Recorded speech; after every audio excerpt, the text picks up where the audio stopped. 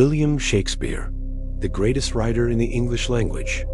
Except, he might not have written a single original plot. That's right, Romeo and Juliet, Hamlet, Macbeth, Shakespeare may have stolen them all. But before you cancel the bard, let's talk about what plagiarism meant in the 1600s. Here's the thing. Of Shakespeare's 37 plays, scholars can't find a single one with a completely original plot. Romeo and Juliet, lifted from an Italian story by Matteo Bandello. Hamlet, based on a Scandinavian legend that was already popular. Macbeth, taken directly from a history book called Holinshead's Chronicles. Even The Tempest, once thought to be his most original work, borrows from shipwreck accounts and travel narratives of the time. And we're not talking about subtle inspiration here.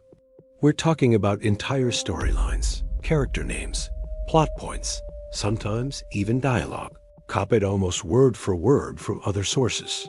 So was Shakespeare a fraud? Well, not exactly. In Renaissance England, originality wasn't the virtue it is today. Writers were expected to borrow, adapt, and improve upon existing stories. It was a feature, not a bug. The real skill wasn't inventing new plots. It was taking familiar stories and making them better. And that's exactly what Shakespeare did. He took a boring revenge tale and turned it into Hamlet.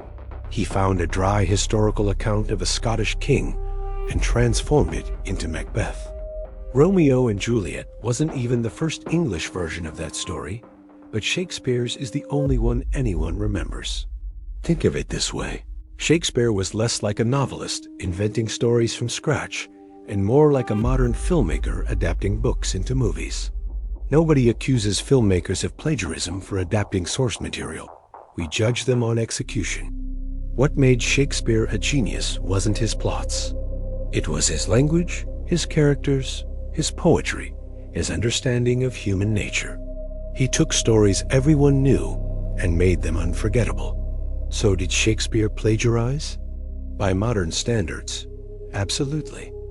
By the standards of his time, he was just doing his job and doing it better than anyone else ever has.